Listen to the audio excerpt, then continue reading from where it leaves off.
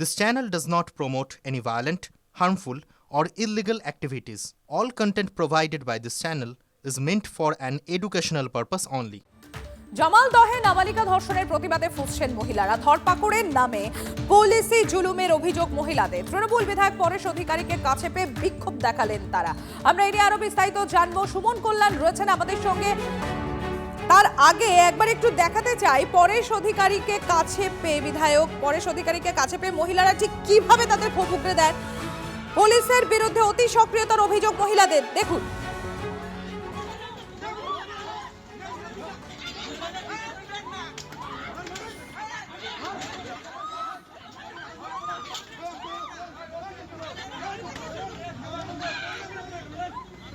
সুমন কল্যাণ রয়েছেন আমাদের সঙ্গে। সুমন কল্যাণ, আমরা যেটা দেখতে পাচ্ছি বিধায়ক পরেশ অধিকারী তিনি যখন সেখানে যান মহিলারা রীতিমতো বিক্ষোভ দেখান এবং তাদের বক্তব্য হচ্ছে যে অভিযোগ সেটা হচ্ছে পুলিশের অতি সক্রিয়তা।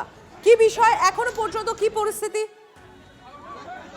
দেখো, ঘটনা যেদিন ঘটেছিল অর্থাৎ এই নাবালিকাকে ধর্ষণের যেদিন ঘটনা ঘটেছিল তার দুদিন পর্যন্ত কিন্তু ভয়েই সেই পরিবার অভিযোগ দায়ের করতে পারেনি। অর্থাৎ যিনি অভিযুক্ত তিনি এমন ভাবে ভয় দেখিয়েছেন যে থানামুখী হতে পারেনি। অর্থাৎ পরিস্থিতি যা ছিল তাতে কিন্তু ওই এলাকায় যথেষ্ট উদ্বেগ ছিল। তারপর যখন থানাতে গিয়ে অভিযোগ জানানো হয় তারপর ক্ষোভে ফেটে পড়ে কিন্তু এলাকাবাসী এবং তারা কিন্তু এই অভিযুক্ত কঠোর শাস্তি দাবি করেন এবং অভিযুক্তকে গ্রেপ্তারের দাবি করেন। পরবর্তীতে অভিযুক্ত গ্রেপ্তারও হয়, কিন্তু এরপরে যখন পথ অবরোধ হয় এবং পুলিশকে লক্ষ্য করে যখন গন্ডগোল তৈরি হয় তখনই কিন্তু পুলিশ মারমুখী হয়ে ওঠে এবং এলাকার যত দোকানপাট ছিল সেখান থেকেও টেনে টেনে সেই দোকানদারদের যেমন গ্রেপ্তার করা হয়েছে, পথ চলতি মানুষদেরও গ্রেপ্তার করা হয়েছে এবং একজন বিএলও সেদিক দিয়ে যাচ্ছিলেন তাকে শুদ্ধ গ্রেপ্তার করা হয়েছে।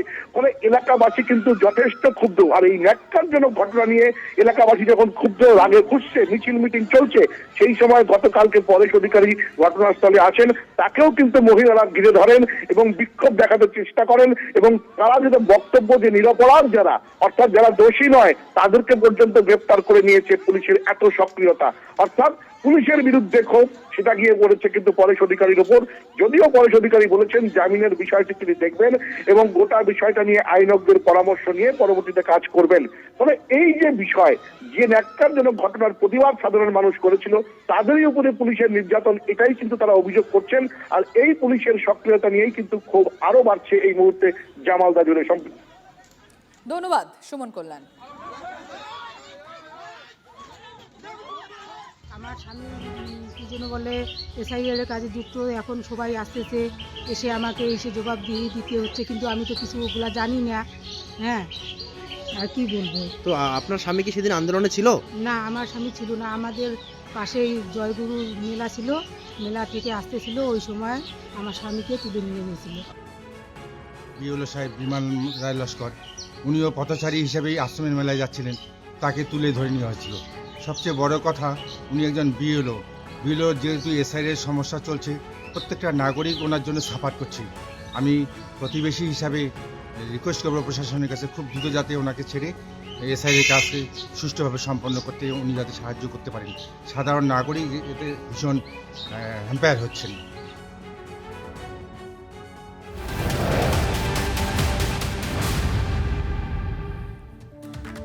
ভোটবঙ্গে নেতাদের হুমকি শাসানি, বিজেপি কর্মীদের মেরে হাত পা ভাঙার হুমকি ডানকুনির কাউন্সিলরের। কবে যেতে হবে পাল্টা চ্যালেঞ্জ বিজেপির।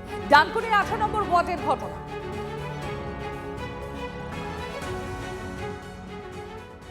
ডানকুনির বিজেপিকে বলি, আপনারা আমাদের জানেন কম বেশি, আমি চা খেতে গেলেও আমার সঙ্গে যা ছেলে থাকে আপনাদের ডানকুনি বিজেপিকে অত ছেলে নেই। তাই এরপরে যখন কালীপুরে বিজেপির কোনো সভা হবে একটু সাবধানতার সাথে করবেন। আর এবং